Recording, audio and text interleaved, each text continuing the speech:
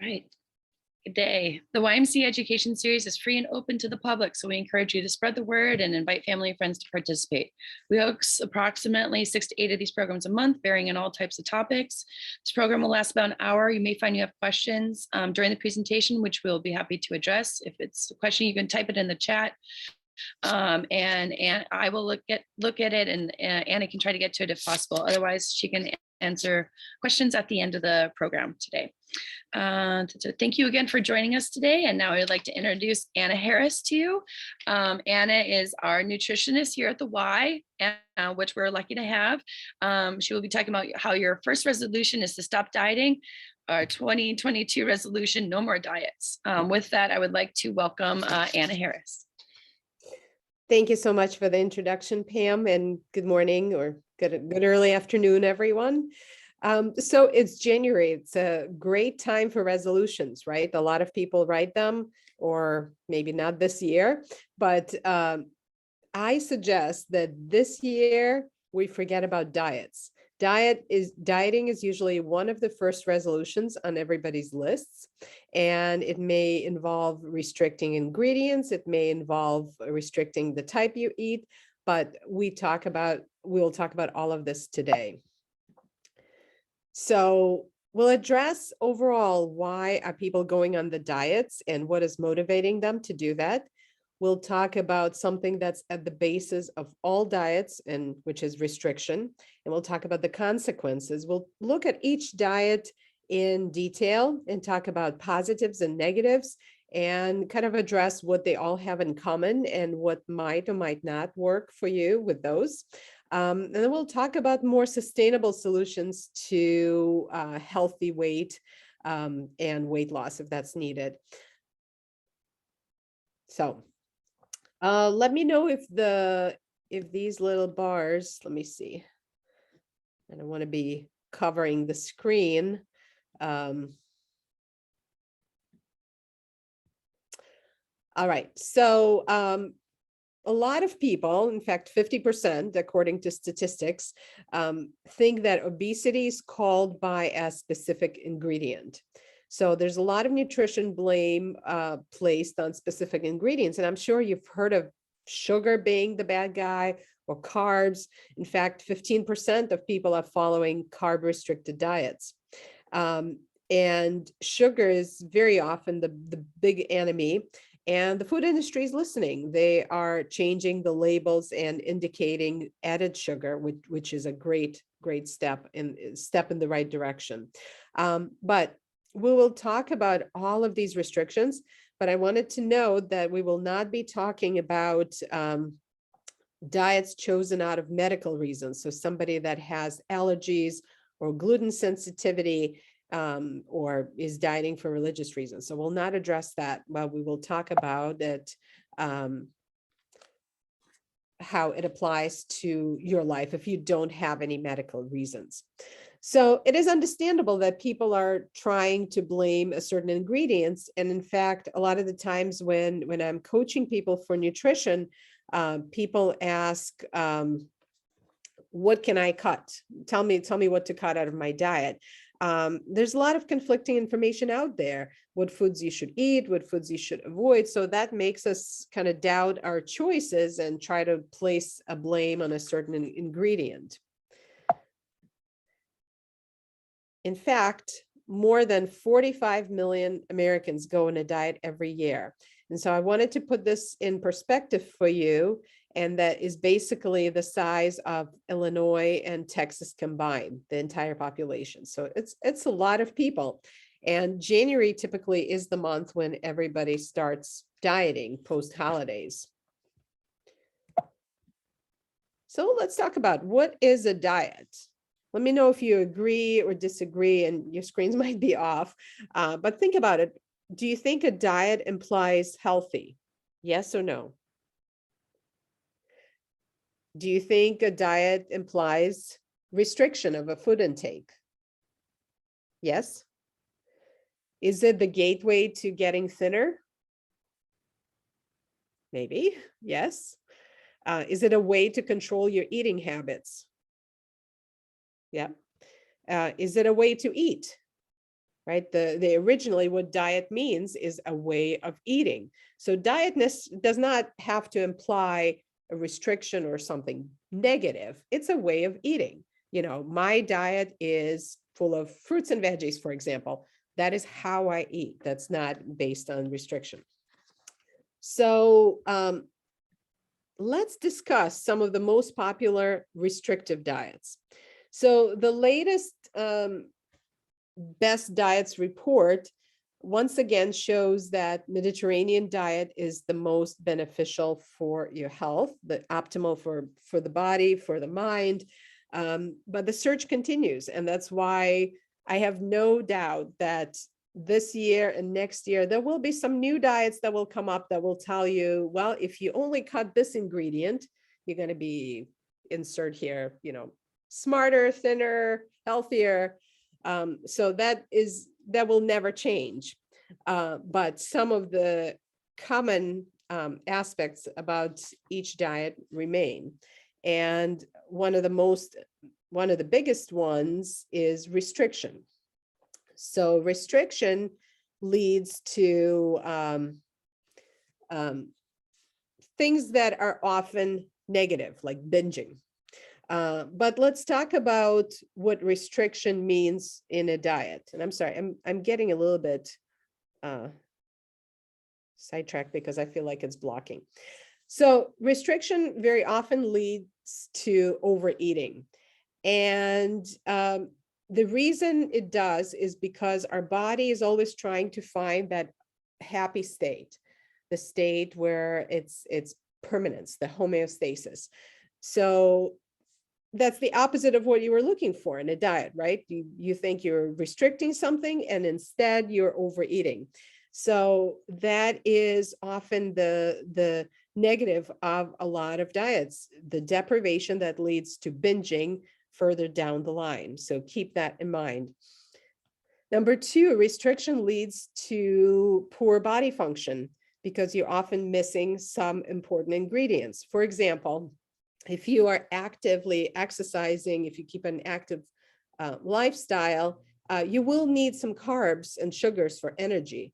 Otherwise, that energy will be hard to get. And so if you're an active person, you need those nutrients.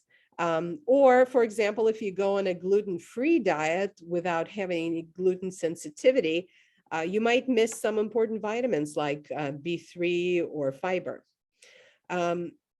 Restriction in diets can also lead to feeling bad if you're not adhering to the diet. So you might feel bad about not completing it. You might feel depressed about not adhering to the diet. And in fact, research shows that people who associate guilt with what they eat are less likely to maintain weight loss over a long term. So they feel like they're losing control of what they're eating. And finally, restriction often leads to challenges with relationships and social situations because you might build your life around what you can and cannot eat. So that is a challenge, right? So let's briefly discuss some of the restrictive diets. Okay, so we'll talk about diets that restrict ingredients. We'll talk about diets that restrict timing, and we'll talk about clean eating, which can be restrictive when obsessively followed. So there are dozens of diets that are out there, but I'm going to talk about just about the ones that are most popular and most frequently used, and the ones I'm most often asked about. And the reason I'm bringing clean eating is because following clean eating obsessively can also backfire, just like other restrictive forms of eating. So let's talk about restricting ingredients. I'm going to start with Paleo.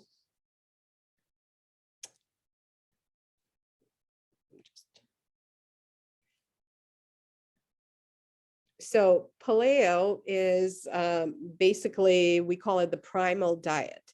And the concept is eating like your ancestors before any changes of the modern world. So it's similar to the diet of the Paleolithic era, which is why it's called Paleo. It's omnivorous hunter-gatherer diet. So eating a lot of meat, cheese, and basically the types of foods that those people ate, the ancestors ate. And the followers believe that the change from this era to the agriculture-based, grain-centric diet of today was the cause of obesity, diabetes, and cardiovascular diseases. So that diet includes 40% protein. So it's heavy in protein. It's also heavy in fat, 40% fat, and 20% carbs. Types of foods that they eat, people eat on this diet are animal foods like meat and fish, and animal products like eggs and honey, vegetables and flowers, raw fruits, nuts, and seeds. And the reason it started really was because it was a way of life in a lot of regions. So if you look at the Arctic region, there's a lot of meat and fish. There's not a lot of vegetable or grain options. If you look at Africa, there are lots of nuts and seeds, and again, not a lot of options for grains. So that the situation kind of dictated how they started eating, and the diet is based on those results. So despite eating a lot of meat and animal products in general, people that were living in that era also consumed 3 times more produce than an average American. So despite eating all that meat and fish, they still consumed a lot of plant products. And obviously they had atherosclerosis because of the high concentrations of cholesterol in animal products. But it was positive in a lot of ways. And one specific way was that there were more fresh ingredients in it. Now, if you look at Paleo versus US diet, so on the left side are the 4 most common vegetables in the US diet. And the acronym for that is SAD. And it's funny how the word is sad, but its standard American diet is actually SAD, because the 4 most common vegetables are onions, fries, tomato sauce, and lettuce, just your basic lettuce that doesn't have a ton of nutrients in it. At the same time, the 5 most popular foods in the US diet are cookies, pizza, fries, carbonated drinks, and beer. So that is obviously a step away from the fresh foods of the Paleo. And the reason, again, why they cut the grain is because it was mostly not available. But the followers of the Paleo diet see that they're cutting the grain will help reduce inflammation in the body. And they think that grain affects us negatively because of gluten sensitivity. There's actually a book called All About Grain that dives into it in more detail. But I do question the genetic reasoning given by followers of this diet, because we are not the same. Not everybody has the same genetic composition or reaction to certain foods. And in fact, if you talk about the gut bacteria, there's such tremendous variability that it's hard to say that a certain diet would make us all act and evolve a certain way. And additionally, studies show that whole grains reduce inflammation, while refined grains obviously increase inflammation. So Paleo followers say that grain leads to inflammation, but not all grains are the same. So if you eat whole grain, it's less processed, it's barely processed. So it's the processing of the grain that causes the inflammation. And in fact, eating whole grains improves your cholesterol. It helps digestion because of all the fiber. It improves blood glucose levels, and it lowers the risk of stroke and cardiovascular disease. So whole grain has a lot of positives. So let's look at the positives in the paleo diet. Number one, quality ingredients, right? Whole foods, lean proteins, fresh fruit and veggies, nuts and seeds. That's a lot better than the standard American diet of, tomato sauce, fries, and lettuce, right? And it's very filling because protein and fiber and fat are going to make you feel more full. So you will feel less hungry and will likely not eat as much. And Dr. Lindenberg, who pioneered paleo research, originally published in the New England Medical Journal, said that his study showed improvement in cholesterol and glucose tolerance and blood pressure. And for people that are eating the standard American diet, obviously that's a huge improvement. But restricting grains can also be a negative, because when you restrict all grains, you're also excluding whole grains. And unless you're allergic or sensitive to gluten, it's a very important component of a healthy diet. There's no evidence that whole grains are harmful. And we can say the same about dairy and legumes, which are actually very helpful in digestion. And as I already mentioned, we are not the same as our ancestors. We have evolved, and our gut bacteria also evolved. So it's difficult to make comparisons after so much time and evolution has passed. And finally, restricting what's allowed and what's not allowed can often bring anxiety. People worrying about following the diet and eating exactly what they're supposed to eat. And I question how that will work long-term, because you want the results long-term, right? You want a healthy eating for life versus just for this week. So that was paleo. Our next diet I wanted to touch on is keto. And it was created in the 1920s at the Mayo Clinic. And behind this diet is basically high-fat, low-carb diet that led to significant improvements for kids with epilepsy. So originally it was created to help with neurological conditions. And it's based on the benefits of ketosis. Basically, ketosis is essentially an effect of starving. How quickly it happens, it depends on age. Babies go into ketosis very quickly. And what happens is when we run out of glucose, we look for another fuel source. And so that fuel source can be ketones, which are released by the liver into the blood. And the ketones are formed from released fatty acids. When they combine with coenzymes, they form acetyl-CoA, which forms the ketones. So using those ketones when we don't have any other source of food helps health. Basically, that's behind the premise of the keto diet. And so supplementing with ketones is another possible ideas. And the research on this started really in detail in the 50s, but there's still not enough research, and possibly because it's hard to sustain. So that there's not a lot of population following it. So there's not a lot of funding to research that. So the diet includes 20% protein, only 5% of carbs, and 75% of fat. So it's heavy in fat. So your body can produce those ketones more easily.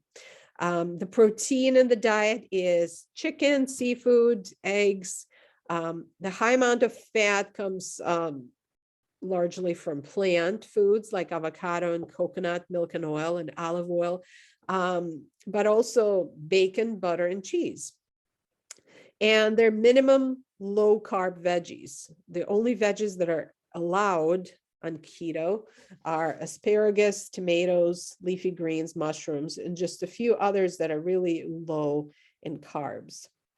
In fact, keto is one of the most restrictive diets. It restricts most of the dairy except for butter and cheese. It restricts all fruit.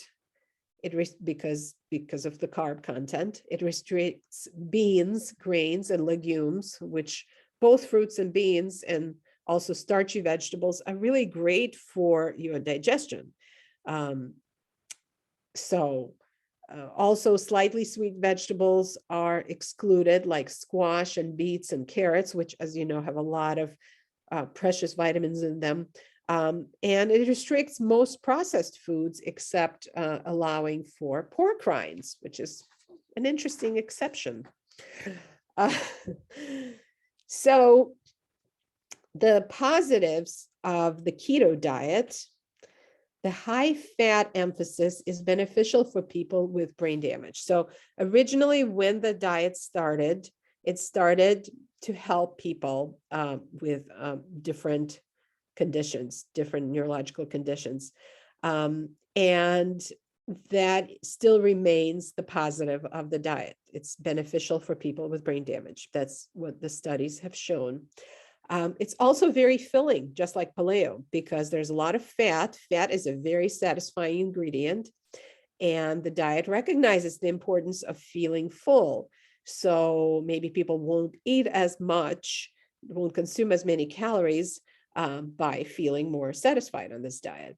And it also limits processed ingredients, which are known to cause cardiovascular disease and high cholesterol and a lot of negatives. So eliminating most processed ingredients, except for pork rinds, is definitely a positive.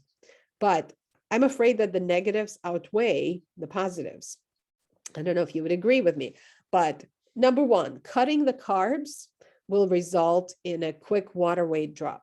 A lot of athletes that are preparing for bodybuilders that are preparing for a competition, they'll save the carb restriction for the end because they know it will be a quick water weight drop. It's an easy way to drop water, but it doesn't mean that is better for your health. It's just the water weight. And your insulin levels adjust after 4 weeks. So anything that might have been beneficial for insulin maintenance, after 4 weeks, it's pretty much right where you started. And severe restriction, lack of fruit, lack of a lot of other carbs, can feel very depriving. So I question if that can be sustainable long term. If you like to stay active and exercise, you need protein to grow and build muscle. Muscle needs that protein for rebuilding. And so if you don't get enough of it, you can't grow that muscle. And most processed ingredients are cut, but bacon and pork rinds are included. So it's a little bit of a lack of logic there. And then I mentioned fruits and whole grains, which are really excellent for digestion. They're not there. And it could be also very stressful on the body when the body goes into ketosis. So keep that in mind. Let's move to low carb, one of the most popular types of diets. Carbs, the premise is that carbs spike your blood sugar and insulin, adding body fat. Eating sugar and grains leads to inflammation in the body. Carbs are not essential like fat and protein, and cutting carbs leads to weight loss. But is it really true? Okay, so carbs spike your blood sugar and insulin. Yeah, they do increase sugar, adding energy, especially if you need it before a workout. Carbs are a great food source before a workout. They'll give you energy, they'll increase insulin, which helps you stay full. And there is no evidence supported by peer-reviewed studies that increased insulin causes fat gain. There's no evidence of that whatsoever. And that is not true. Eating sugar and grains leads to inflammation in the body. Is that true? Well, it is true for refined grains. Refined grains may lead to inflammation. Corn syrup and is one of the ones that is often blamed on inflammation, and that could be accurate. But whole grains do not. They help fight the inflammation. Carbs are not essential like fat and protein. Well, processed carbs are definitely not essential, and your will benefit from cutting processed carbs, but whole, minimally processed carbs are essential. They're important for gut health. They're important for keeping steady blood sugar levels. So whole carbs are definitely essential. And then cutting carbs lead to weight loss. Is that true? Well, cutting any nutrient will result in a deficit, which will result in weight loss. But cutting carbs may work because many of us eat processed carbs, and cutting them will improve the health and reduce calories, which will lead to weight loss.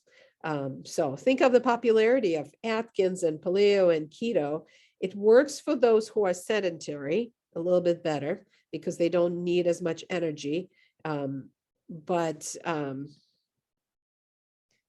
for active people, not so much. So cutting carbs, if you're physically active, can lead to a lot of negatives. Slows your metabolism. So your stress hormones will go up and muscle growing hormones will go down. So you will feel cranky and sluggish and tired. It also affects your thyroid. When your carbs are low, T3 levels are low. It's kind of like you're idling. And T3 is the most active hormone. It's needed for blood glucose management and metabolism functioning well. If you exercise regularly, you need enough carbs to also produce testosterone. So low carb will result in decreased testosterone. And when the carbs are low and there's little testosterone, there's a lot of cortisol. So that's increased stress that may also lead to lower fertility and blood sugar swings and loss of bone density, fatigue. So those are the negatives for active people. And insulin is crucial for building muscle. And when there's a shortage of carbs and muscle glycogen is depleted, you don't build muscle, instead you break it down. So any kind of exercise you do building muscle, if you don't get enough carbs, you basically, your muscle is going to consume itself, metaphorically speaking. So it's not just protein that we need. If we're active, we need carbs. And it's short term, right? Like a lot of other restrictions. So positives. I do always like to look at the positives because there's something good in pretty much everything. And low carb may also mean low processed carb junk too. So not all carbs are created equal. We talked about how whole grains are more beneficial, but processed ones, no. So it works okay for sedentary people. So if you're not active, you don't move much, lack of carbs is not going to affect you significantly. You don't need that energy to fuel your workout. And more room for other macronutrients. So if you don't need carbs, you might have more quality protein and more quality fat.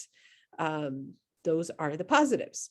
The negatives, unfortunately, are fatigue and mood swings because the blood sugar affects the energy levels. We just talked about all the negatives that happen for active people, like loss of bone density and muscle mass, lack of fertility. For a lot of women, it stops their periods. So that is another negative. Chronic inflammation, because a lot of cortisol as a result of dropped testosterone will often result in fat around the midsection, that increased cortisol level. And let's not forget that veggies are carbs too. Why eliminate something that is so amazing for your health?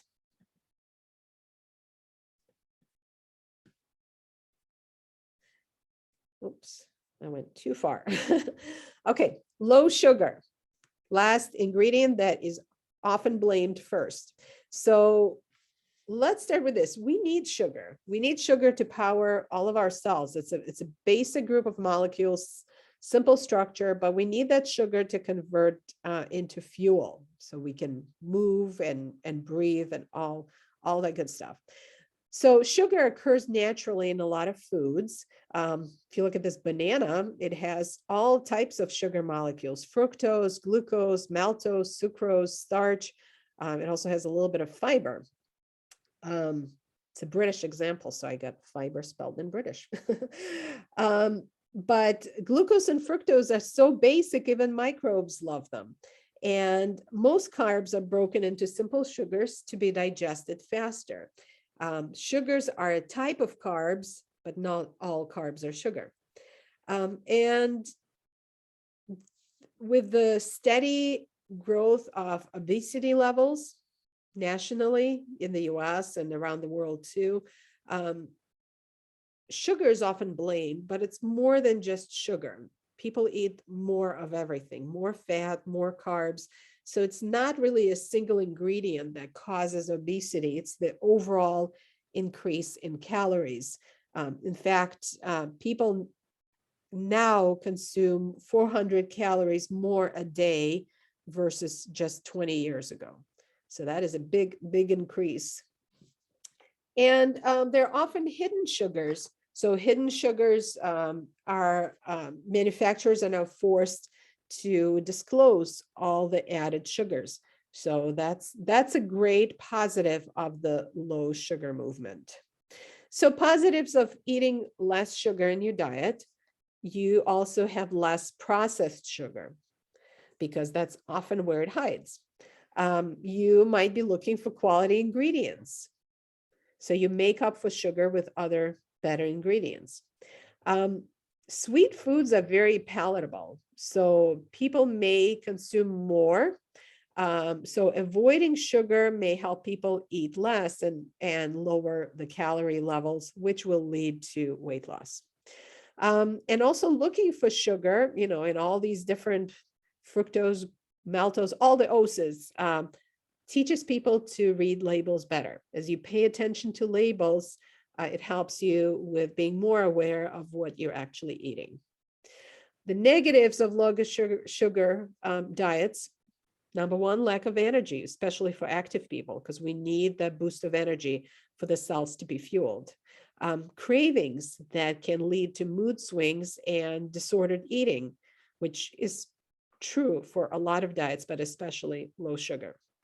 And people often replace the sugar with other foods in larger quantities, because that deprivation can lead to wanting to make up for that with other foods. And often it's fat and processed carbs.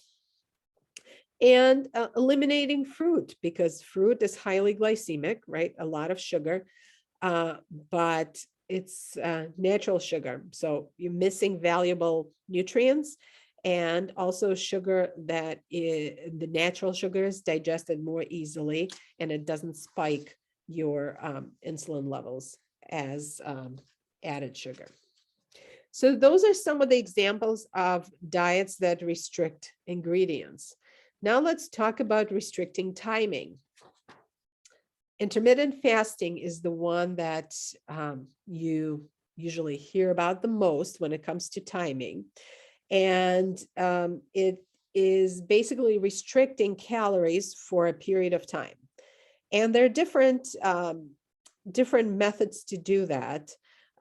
There's time restriction, where you fast for anywhere from 12 to 21 hours a day, and then have a specific eating window where you eat food with no calorie restrictions.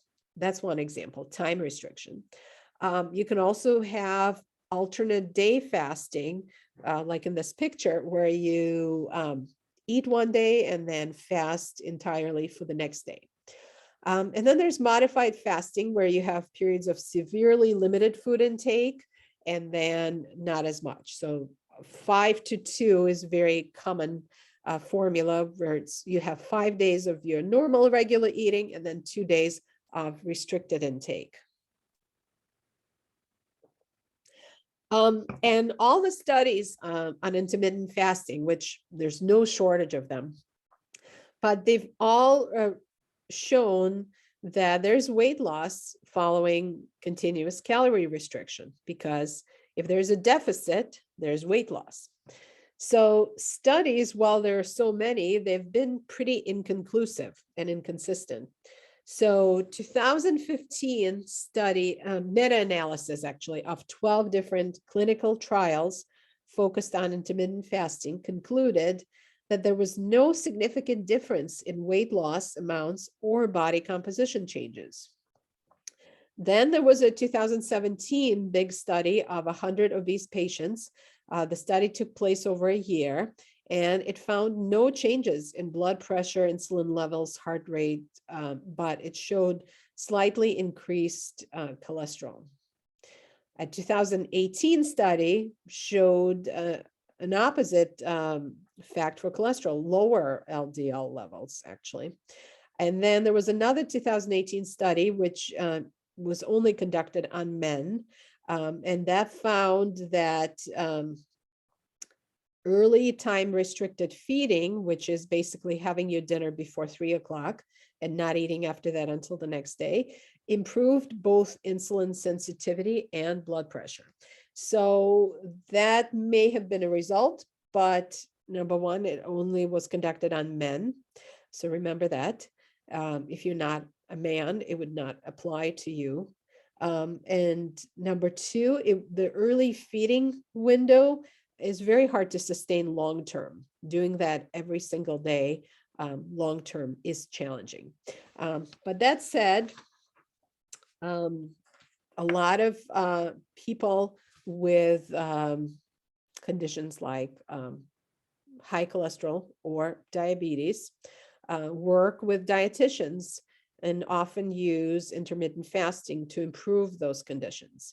The challenge is the long-term adherence, staying with that long-term, and just the difficulty of staying in control.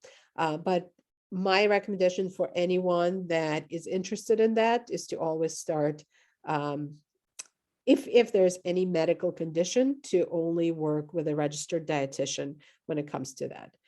For everyone else, I think the positive of intermittent fasting, and the reason that I often recommend my clients to try it for a short term, is because you really understand what hunger feels like.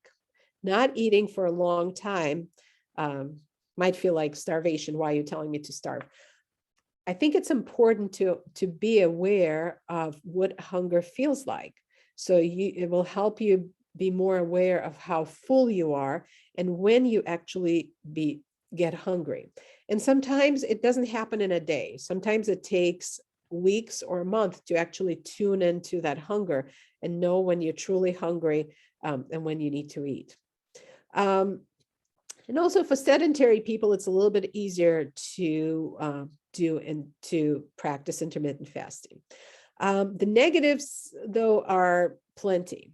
One of them is that it's tricky to sustain long-term, which is why I would not recommend it long-term.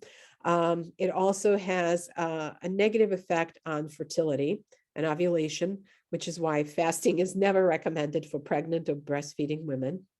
It's also a very dangerous slope for people with eating disorders, because restriction can bring back a pre-existing disorder. It's also tricky for people with blood sugar fluctuations, which is why for diabetics, I would definitely recommend to work with a registered dietitian. And the same with extreme athletes, also to work with a professional that knows how to modify this protocol a little bit better. And there's not enough information, despite having so many studies, especially over the last 10 years. There's still not enough information, and most studies are inconclusive. More research needs to be done. None of them have really found a definite improvement of health, of cholesterol, of blood sugar, weight loss. So more research needs to be done. So I think we've talked about restriction to begin, so I kind of gave it away.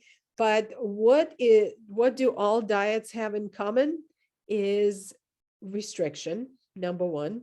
So you're eliminating something, and that creates reduction in calories, which will lead to weight loss. Number two, a lot of these diets specify what and how you eat. So it may lead to more awareness of what and how you eat. When you notice what types of foods you're consuming, you may be more aware. And most diets encourage physical activity. So that is a positive in my book.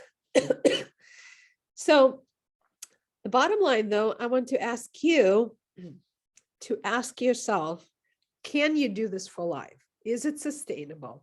Are you seeing results? I'm sorry.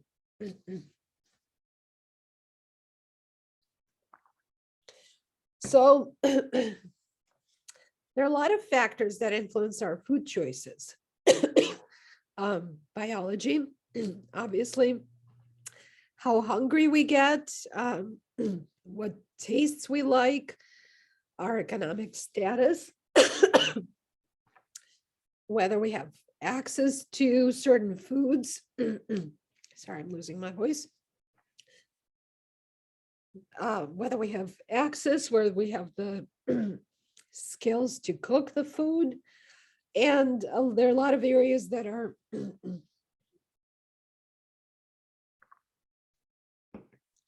are a lot of areas that are food deserts, so people don't have access to certain vegetables. Finally, the social environment, the culture, the family, the meal patterns. And if you have any goals like weight training, when you need to add weight or lose weight.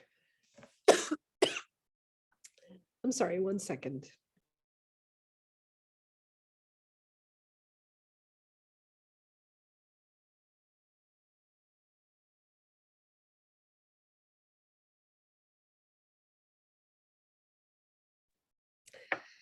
All right, so let's talk about sustainable solutions. When I'm coaching people, I always start with quality before quantity. So we don't worry about how much you eat, but we talk about the types of foods. Focusing on quality, focusing on inclusion rather than deprivation. What you can include to maximize your nutritional quality: fruits, veggies, vitamin-packed produce, colorful. And then talking about other foods, look at how close they are to the source. So we don't always eat everything fresh, but ask yourself how close this food is to the source. So for example, one of the popular ingredients of the standard American diet is the fries. Fries are probably the closest from the source. Source being original potato, like baked or boiled. That's bullseye. Mashed potato a little further, fries are so far away, you don't get many nutrients from that. So focus on eating closer to the source. Same example with an apple. Okay, apple is bullseye. A little further, apple sauce, a little further, apple juice, probably out of the circle, some kind of apple candy, right? Or apple martini. So focus on foods closest to the source. And the bottom line of a lot of diets is that you will lose if there is a caloric deficit. We talked about diets, how each one restricts something: sugar, carbs, the amount, the time. And so when you reduce, you're going to reduce the calories. When there's a deficit, you will lose weight. But ask yourself, can you do this for life? What is something that can be sustainable? Because if it's not sustainable, I think it's pointless. Because not only will dieting trigger overeating, and that often follows not sustaining the diet, but it also is hard to maintain long term. So I think awareness, intuitive eating is really the key to eating well. when we overeat, the body tries to find that happy homeostasis, right? So staying at the same weight, the same happy condition. And poor body function will be the result if you're missing key ingredients that your body may need, like B vitamins on a keto diet, or maybe whole grains that will help your digestion function better. You may also be feeling bad, guilty, depressed if you're not following the diet. You know, if you slip or you go out with friends and suddenly you're not following the diet, then it might start kind of a cycle of not being happy about not following the diet and eating more as a result. And also you could build your life around your diet rather than living a healthy life you're looking for. So second big block of eating sustainably well after the quality ingredients, after the, quality fruits and veggies and unprocessed ingredients, is mindfulness. So being aware of what you eat, what types of foods, how they make you feel, and when you eat them, it's very important to eating healthy. So one of the ways to realize how and what you're eating and kind of what situations lead you to eat maybe processed foods or things you would like to avoid in your everyday life is journaling. So you can take note. So you can be an independent observer of what you're eating. So you can note that on paper, just simple food journal, or you can use an app. And there are a lot of great apps out there like MyFitnessPal or Lose It or LifeSum. So tracking that for a short amount of time, I wouldn't suggest tracking it long-term because that feels very much like clean eating obsession that will feel restrictive and challenging to maintain long-term. But tracking short-term will help you understand what you're eating and when and how it makes you feel. And I suggest you do it very with a very open mind, not judgmental, just kind of observing this is what you eat when, and what are some ways that maybe you could improve. Maybe certain situations cause you to eat more, and that may lead to weight gain, or certain situations may lead you to eat less and maybe you lack energy. So look at that with a very open mind so what works for you, because ultimately what you eat is very individual. There's no way of eating that benefits everyone. Yes, certain types of diets or ways of eating like Mediterranean are beneficial for a lot of people, but you don't know how it works for you. So you have to see what works best for you. That's the best test. And tracking everything, in terms of weight is not always necessary either, because you can use hand-sized portions. My coaching is with Precision Nutrition, and they have this really handy method, literally handy method to know how much you need. So a serving of protein is your palm, right? Just your palm, no fingers. Women need 1 serving per meal, and men too. And the palm is always with you, right? And it is also proportionate to your size. Somebody like a big basketball player might have a bigger arm and they will need a bigger portion. A serving of vegetables is a fist. A serving, and the more fists, the better, right? For vegetables. The carbs are a cupped hand. So that is a little bit less than a lot of us consume when it comes to carbs. And then fat is only 1 thumb. That's 1 serving. Not much, but fat is very dense. So a lot can be packed into that serving.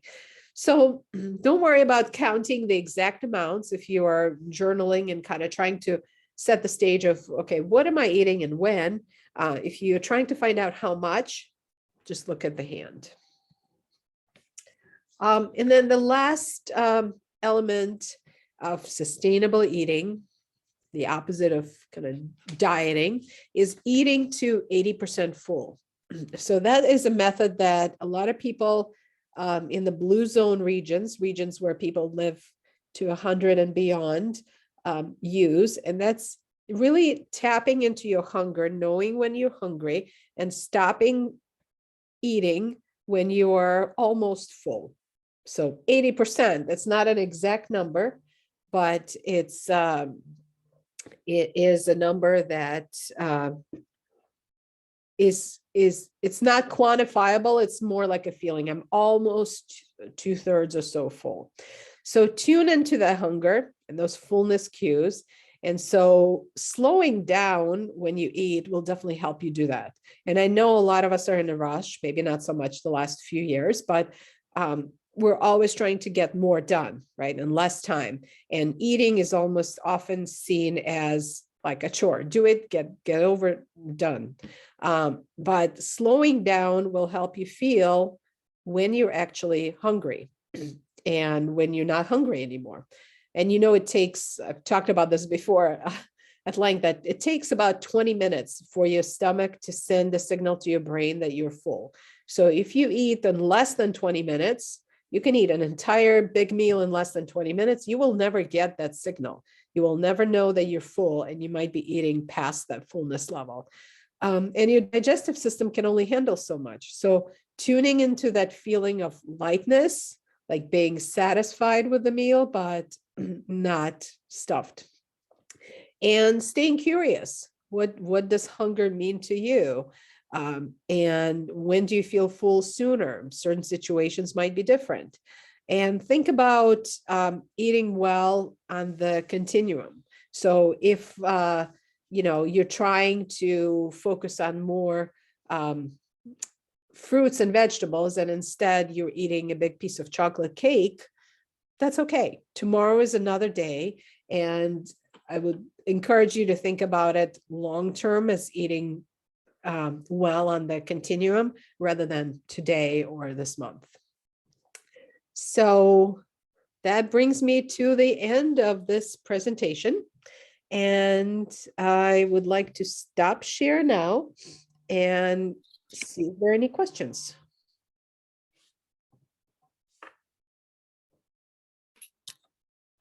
Hello. Thank you, Anna. I learned even more this time too. Okay. Thank you again for joining us today. Any questions from the group? And thank you, Anna, for pushing through. All right, that concludes our YMCA Education Series presentation for the day. On behalf of the North Suburban YMCA and YES, so we thank you for supporting organizations and programs like this. Thank you again, Anna, for coming to talk to us monthly about how we can better increase our nutrition habits. You're welcome. And I would like to mention that if anybody's interested in a nutrition consultation, just reach out to me at the Y. Yes, please. Anna's next talk will be Friday, February 11th, why simple habits are key to eating better for life, how bite-sized habits can enable lasting changes. So that'll be Friday, February 11th at noon. Once again, that's posted online and you can sign up there. And our next talk is next Tuesday, January 25th, communicating with your healthcare providers from my personal bookkeeper. So they'll be talking to us next in 2 Tuesdays. And that concludes that. Programs like this are free and open to the public. So we encourage you to support the North Suburban YMCA or your other local YMCA. And thank you again. And we'll see Anna again next month. Awesome, everyone. Have a wonderful day. Thank you. Bye. Thank you. Bye.